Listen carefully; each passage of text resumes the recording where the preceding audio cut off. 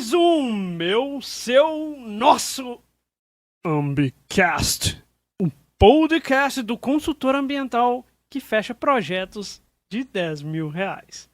E meu nome é Igor Janotti. E eu sou Leandro Borges. E hoje nós vamos falar sobre os conceitos fundamentais do consultor ambiental. Porque é o seguinte, cara, eu tô na consultoria ambiental tem 16 anos e as pessoas que eu atendo, que eu tenho relação aqui, principalmente no meu Instagram, né? Porque que a gente tem uma relação, que a gente consegue trocar ideia com as pessoas não prospectam cliente, ninguém ensina a vender na faculdade, ninguém ensina a ter uma empresa, na verdade, né?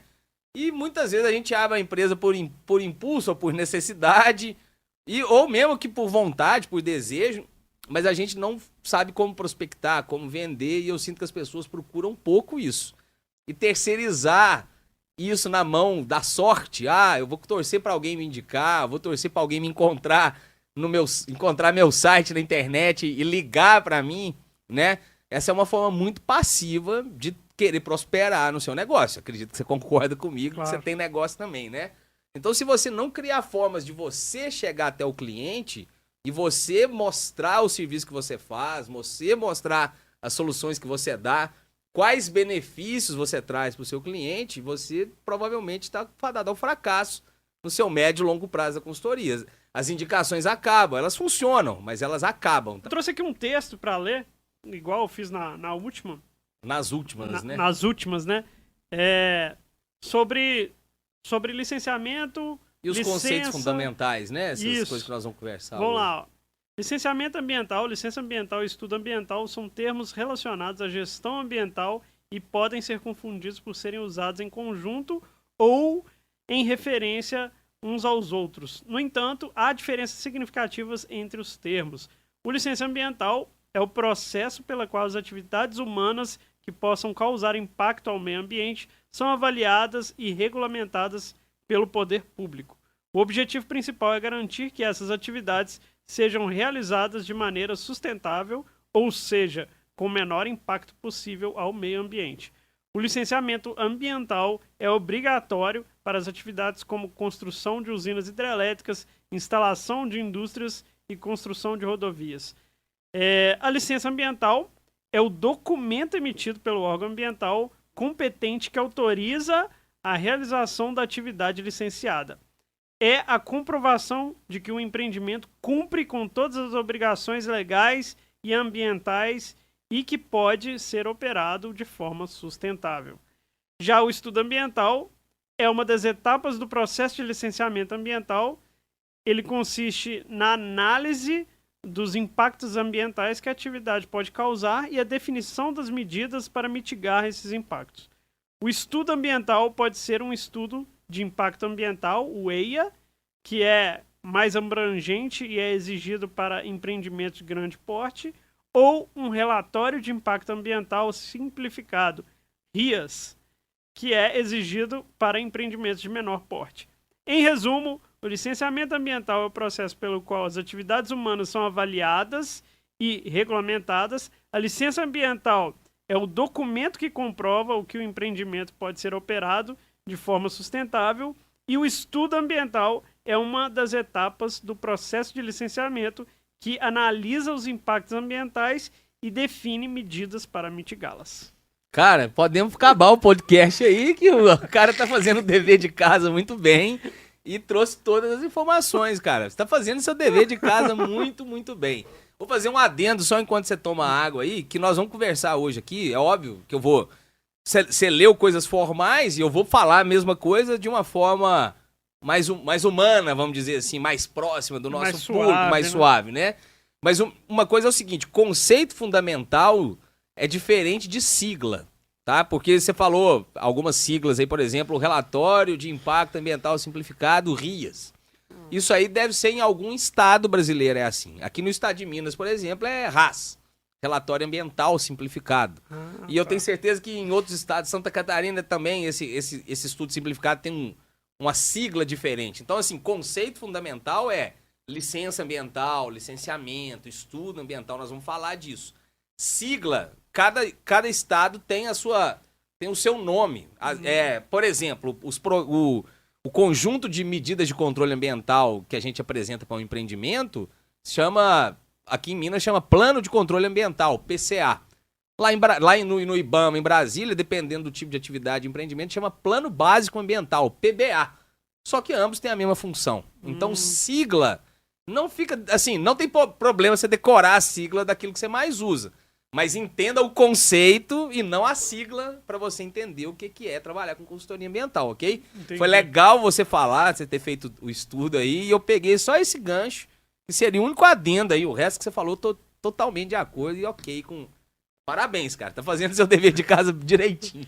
Então, basicamente é o seguinte. A licença ambiental é o que o empreendedor precisa para poder consolidar o seu empreendimento. Seja para instalar, ou seja para operar.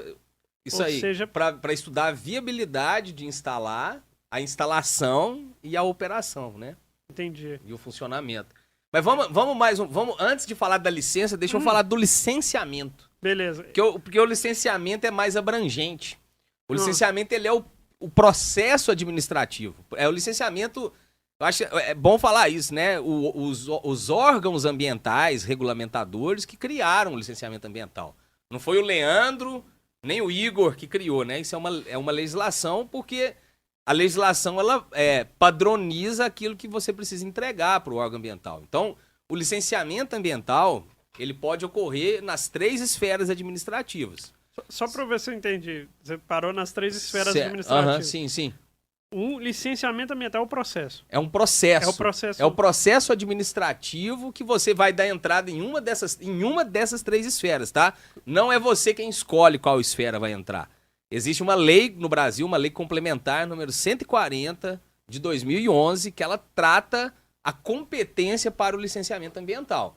Então, o licenciamento ele pode ser vinculado à esfera federal, ao IBAMA, à esfera municipal, aos municípios que têm conselho de meio ambiente ou secretaria de meio ambiente atuante, com equipe capaz de analisar o processo de licenciamento. E o que a federação não faz e os municípios não fazem, cabe aos estados brasileiros, né? E ao Distrito Federal, que chama competência licenciatória residual. Então, tudo que a esfera federal não faz, tudo que o município não faz, cabe aos estados. Então, o licenciamento ambiental pode entrar em uma dessas 3 esferas. Não é você quem escolhe. Você, como consultores, né, dos nossos clientes, a gente precisa entender qual é a atividade, qual é o empreendimento e qual esfera a gente deve dar entrada no processo de licenciamento ambiental. Então, o licenciamento ambiental é um processo administrativo. Então, você vai abrir um processo, ele vai ter um código, um ano que você deu uma entrada no órgão ambiental competente.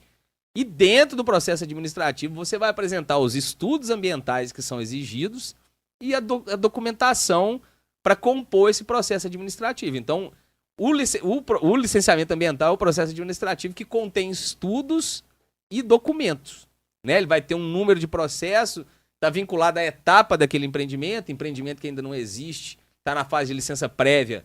O empreendimento vai ser analisado até a viabilidade socioambiental daquele empreendimento existir, né? Aquela concepção daquela tecnologia, daquele empreendimento, naquele local, pode haver um empreendimento com essas características naquele lugar? Os impactos ambientais estão sendo contemplados, identificados, estão sendo apresentadas medidas de controle ambiental à altura dos impactos que foram identificados? Ok. Esse empreendimento não fere nenhuma outra lei, não está ocupando área que não pode, unidade de conservação, sei lá, unidade de conservação, de uso sustentável, não, que não pode ter que não pode ter atividade. Esqueci o nome agora, desculpa. Falha as coisas. Mas se o empreendimento não existe, mas ele não tem nada que fira, ou os impactos ambientais foram identificados e as medidas de controle estão à altura, o empreendimento tem a viabilidade socioambiental de ser implantado. Ou a instalação. Nós vamos passar para a próxima etapa, então. Ele tem a viabilidade, agora eu vou pedir para instalar. Para eu instalar, eu vou fazer obras civis, né, e intervenções ali. Então eu preciso solicitar para o órgão ambiental. Eu vou construir, mas as medidas de controle durante a instalação do empreendimento são essas. Está contente? Tá, então vamos liberar a licença de instalação, porque eu já vou voltar na licença. O empreendimento vai funcionar? Vai. O que ele vai gerar de impacto na sua operação? E esses potenciais impactos ambientais. As medidas de controle ambiental foram identificadas e estão a contento, então você pode operar seu empreendimento durante certo tempo. Toda licença ambiental tem prazo de validade e tem condições para serem cumpridas, que são as condicionantes, que é um dos grandes serviços que a gente pode prestar. Então, toda licença ambiental ela tem validade, tem prazo, ela vence e você precisa cumprir com as medidas de controle ambiental que estão vinculadas a essa licença, certo? E aí, então, esse é o processo de licenciamento ambiental, tá? Estudos ambientais é o EIA-RIMA, que a gente faz, que é o estudo de impacto ambiental. Se o empreendimento é de menor porte, a gente faz o relatório de controle ambiental. Se é de menor porte ainda, vem esse RIAS, que é o relatório de impacto ambiental simplificado. Ou aqui em Minas é o relatório ambiental simplificado. E outros estados têm outras siglas, etc., né? Então, os estudos ambientais são os estudos técnicos que a gente faz para caracterizar aquele empreendimento daquele local e identificar os potenciais impactos. Tá? A licença ambiental é o pedaço de papel, o documento. Aprovei a sua licença, você tem a licença prévia aqui na mão, essa licença atesta a viabilidade ambiental desse empreendimento e ela tem validade, sei lá, de 6 anos para você continuar cumprindo as condicionantes aqui e dar entrada na sua próxima licença, que é a licença de instalação, por exemplo. LP, LI, LO. LO. São as licenças mais comuns. Elas podem, algumas vezes, serem solicitadas numa única fase, então elas podem ser solicitadas juntas em alguns casos, e em alguns outros casos, não é esse caminho da licença convencional, é um licenciamento simplificado, que você já pode solicitar, em tese, a LP, LI e LO para um licenciamento simplificado também, entendeu? Mas LP, LI e LO, igual a gente fala aí, né? Inclusive, essa nomenclatura também varia de estado para estado. Tem lugar que em vez de ser LP, licença prévia, é licença ambiental prévia, chama LAP.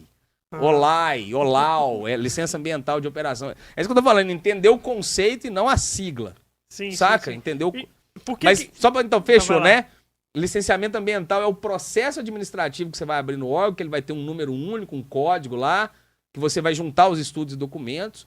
Os estudos são os estudos para identificar, caracterizar o empreendimento, identificar os potenciais impactos. Outros estudos são os estudos que a gente apresenta os programas e projetos para mitigar impacto. Ou estudo para fazer uma outorga, com uso de água. Estudo para fazer supressão de vegetação. Estudo para fazer compensação, intervenção em APP. Então, tudo isso é estudo. O processo de licenciamento ambiental junta estudo mais documento, né? Então, o licenciamento ambiental, processo e procedimento administrativo, estudo ambiental são esses documentos técnicos e a licença ambiental é o documento, o papel. Você tem a licença na mão, ela tem essa validade, você tem tanto tempo para cumprir ela e as condicionantes para você cumprir durante essa licença vigente, para ela se manter vigente, são esses documentos, estudos que você precisa apresentar. Então, em tese, né, resumidamente, é isso. Por que eu tenho que passar pela... Assim, agora é uma pergunta mais... Pessoal, sua? É, quase que isso. Por que eu não posso... Por que eles não criaram direto a de instalação? Pra que tem essa prévia? Saca? Porque, tipo assim, eu quero construir um empreendimento, eu quero ter um empreendimento no lugar. Por que tem que passar por essa prévia e não eu já emitir a de instalação logo? Cara, tem... sim, vou te falar principalmente porque você leu aí, né, no negócio que você leu, que são geralmente esse tipo de licenciamento ele vem para empreendimento de maior porte, né? Uhum. E aqui no Brasil existe o seguinte, cara, Não, só para eu entender, o de menor porte não precisa ter LP? O de menor porte, você pode solicitar essas licenças numa única etapa. Tá, você pode solicitar LP, LI e LO numa única fase. Se o licenciamento ambiental é simplificado, você já vai entrar com pedido de LP, LI e LO numa única fase. Tá. Entendeu? Agora, empreendimento de maior porte, que eu tenho que passar pela LP, ela ser aprovada, solicitar a LI, ela ser aprovada e solicitar a LO. Não é todo empreendimento que segue esse caminho. São os empreendimentos de maior porte. Entendi. Tá? Só que tudo... Não, então, mas você não, o seu raciocínio não está errado. Quando saiu a resolução CONAMA 237 de 97, que trata do licenciamento lá atrás, ela colocou meio que todos os empreendimentos dentro do mesmo pacote. Só que assim, cara, você trabalhou em mineração, a Vale não é do mesmo tamanho daquele senhorzinho que extrai areia no curso, na beira do rio. E aí os caras começaram a entender isso também. Falou, pô, eu não posso cobrar do senhorzinho que extrai um pouquinho de areia. Não tô falando que ele não gera impacto, não.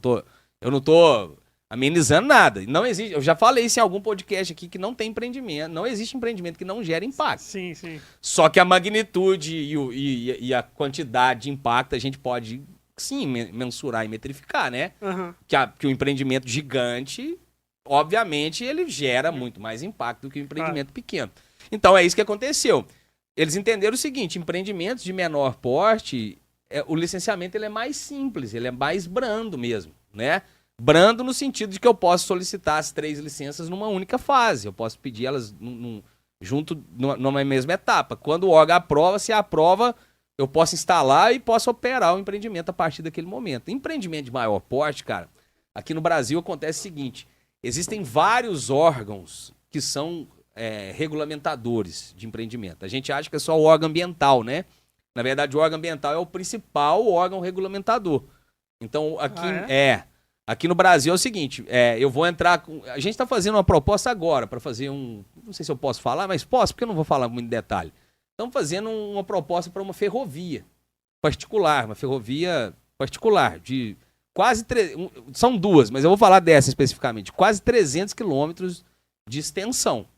Caraca. Então é um empreendimento grande, né? Tá vendo? É um empreendimento grande. E aí o que acontece? Existem vários órgãos intervenientes dentro do processo de licenciamento. Esse empreendimento ele atravessa 2 estados. Então ele vai ser regularizado pelo IBAMA. Federal, justamente. Já tem esse discernimento, né? E aí já existe um termo de referência do IBAMA sobre o que eu preciso apresentar para o EIA. Então eu tenho que fazer um estudo de impacto ambiental e um relatório de impacto ambiental para esse empreendimento.